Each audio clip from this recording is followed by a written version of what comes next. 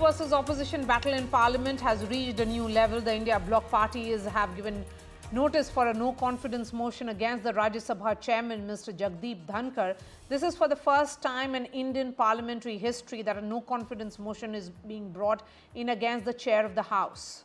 The notice, signed by over 60 opposition members, reportedly say that Rajya Sabha chairman is extremely partisan, constantly interrupts opposition members when they attempt to speak, repeatedly makes disparaging comments against them publicly. Hitting back at the notice, Parliamentary Affairs Minister Kiren Rijiju called the opposition's move against the Rajya Sabha chair as shameful. While the motion is likely to be defeated as the NDA has a majority in both the Houses of Parliament, but it shows the bitter relationship between the treasury benches and opposition, which are going from bad to worse with each passing day. What is the end game here, and how long will this logjam in Parliament continue? We'll have the guests in just a bit, but first let's listen in to different voices on this historic move by the opposition. जिस तरह से राज्यसभा की कार्यवाही सभापति महोदय जो custodian हैं house के, जिस तरह से वो कार्यवाही कर रहे थे और लगातार कर रहे हैं, जहां पर नेता प्रतिपक्ष तक को बोलने नहीं दिया जाता है, शायद वो उनसे चिढ़ते हैं क्योंकि वो दलित समाज से आते हैं, इतने ऊंचे ओहदे पर पहुंचे, अपने बल पर पहुंचे। ऐसे व्यक्ति के लिए उनके मन में सम्मान होना चाहिए, लेकिन इतने असम्मान से, इतने तिरस्कार से बात करते हैं। तो इस तरह की पार्टिजान कार्रवाई, इस तरह का पक्षपात मुझे नहीं लगता कि राज्यसभा में होना चाहिए। आज जो नो कॉन्फिडेंस मोशन ऑपोजिशन की तरफ से डाला गया है, ये भी पार्लियामेंट्री प्रोसीजर में अलाउड है। ये कोई हमने नियम का कानून तोड़ के या संविधान के बाहर जाके अपने अधिकार का हमने अधिकार नहीं जताया है। हमारा अधिकार है नो कॉन्फिडेंस मोशन मूव करना, पर इन सब चीजों से हटकर इधर उधर की बातें करना बीजेपी की आदत है। आज भी वो सदन में बाधा दे रहे हैं, इसलिए तृणमूल कांग्रेस वॉकआउट कर गई है। There was no need for the Congress party and the opposition leaders to serve a notice against the Honorable Chairman of the Rajya Sabha. This notice is only prompted by their effort to get away from the exposure of the links between OCCRP, George Soros and the leadership of the Congress party. This kind of diversionary tactics will not succeed. Okay, so the government, they're dismissing it as diversionary tactics. Let's bring in Rakesh Sinha. Rakesh Sinha, as a former MP and of the House where it is Jagdeep Dhankhar, the chair of the House at present, the question is that if there are concerns being raised on the role of the chair, that should be addressed rather than it being dismissed the manner in which the government is doing. You know, Sri Jagdeep Dhankhar ji has left a mark on parliamentary democracy by his articulation, by his knowledge and by his presence of mind. His role in parliament, as my own experience shows, that he is very impartial.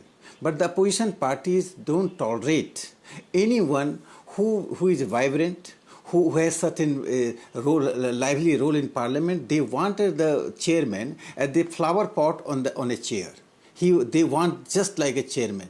This is not possible. Congress has habit. For the last many decades, Congress ruled this country, and they had the nominated people, and they acted on behalf of the individual or a family or some clique. Jagdeep Dhankhar is not like that. He is a man of conscience, and he uses his conscience. He quotes the Constituent Assembly debate. He quotes the various sources, and he enriches the proceedings of parliamentary democracy. I am really surprised. What are the grounds?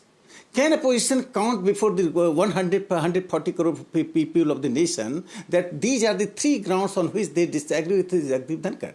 In democracy, you have right to contest, you have right to oppose, you have right to make allegations, but there must be certain grounds. I know this move of the opposition is a direct attack on the constitutional mechanism of parliamentary democracy. But they are not in the position to... That the chair of the House must appear to be bipartisan as well.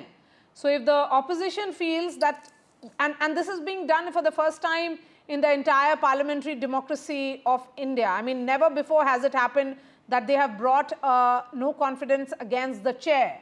You know, so they have reasons which has to be addressed There has to be a meeting point rather than create history which is in a negative sense. So Salim Dharan, I saw you smiling. I mean, you may have reservations with Mr. Jagdeep Dhankhar, but there's no denying that he is known for his articulation and his wordplay.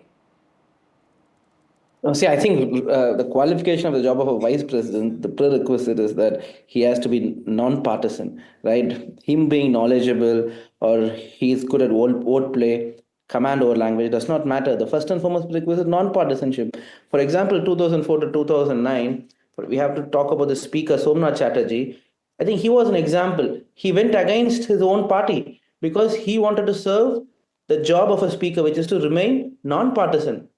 And which is why I again tell, under BJP, the democracy is under threat. The vice president has no job in switching off the mic of opposition parliamentarians, right? How can he do it? As I spoke in a show yesterday, the voices of the opposition parties are nothing but voice of 65% of the Indians. When they speak, you turn off the mic, which implies that you are not respecting the voice of 65% of the Indian population who did not vote for the BJP. This is not, and he's behaving as a spokesperson of the BJP party. His job is to remain neutral and non-partisan.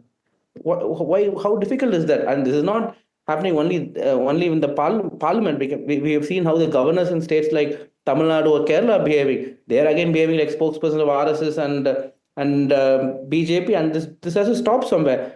Which is why we want to have an impeachment movement under the Constitution of India, Article 67B, 92 and 100. And I don't think there's anything wrong in this. Okay. Nirija Chaudhary, what is clear is that this is a parliament where there will be no consultation but complete confrontation.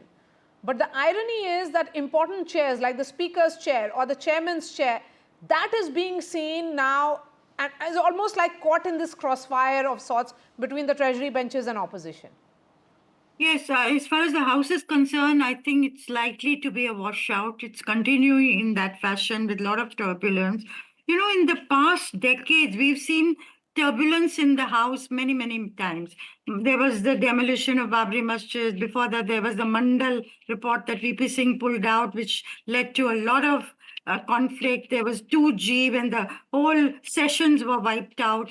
And somehow, for this point to be reached today, and with a person like Mr. Jagdeep Dhankhar, who is a lawyer, who is an experienced hand, an old hand, and a chair is supposed to prevent a breaking point from being reached.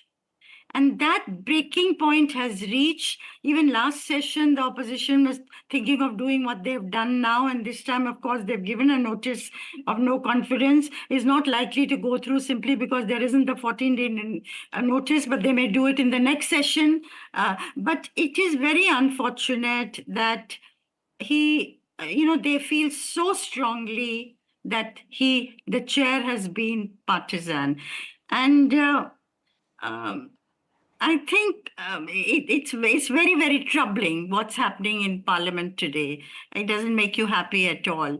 And I think the chair needs perhaps to sit down with the opposition and address what they feel. Yes. Because Parliament must function. We cannot allow Parliament to be the way it is and what we've seen in the last days. NDA has a majority and numerical strength cannot be an answer to a motion of this nature, Rakesh Sinha.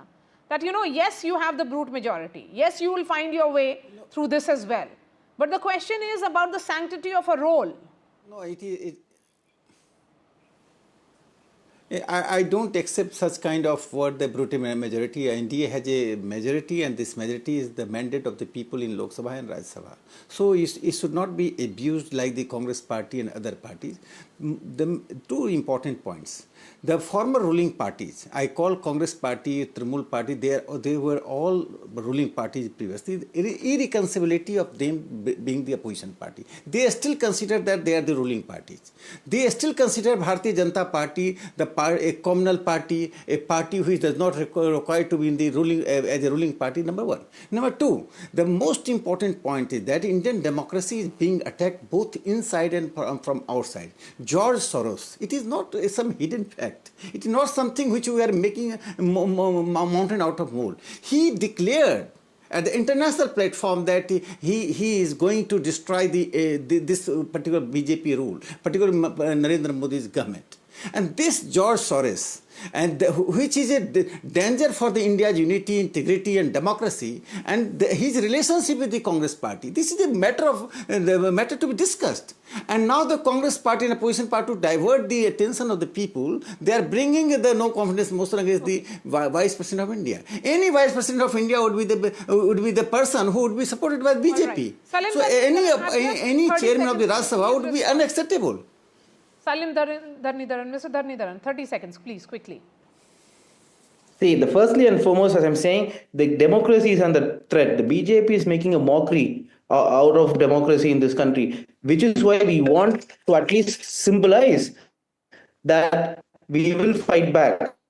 That what is the job of the opposition? The job of the opposition is to keep the ruling party under check whenever there is an excess. And this government has crossed all the limits. And I think now they don't even have the numbers. In fact, if you look at the Lok Sabha, they don't have the majority without the allies. If Nitish Kumar and Chandrababu Naidu do not want to support them, then he could be impeached. So it's possible. So why not? And it's under the constitution. I don't know why is BJP calling it as unconstitutional. Mr. Dharnidharan, Rakesh Sinha and Neeja Chaudhary, really appreciate your time. Thank you so much. We'll see what happens in Parliament tomorrow, and our coverage begins early morning. So do join us. Thanks so much for watching.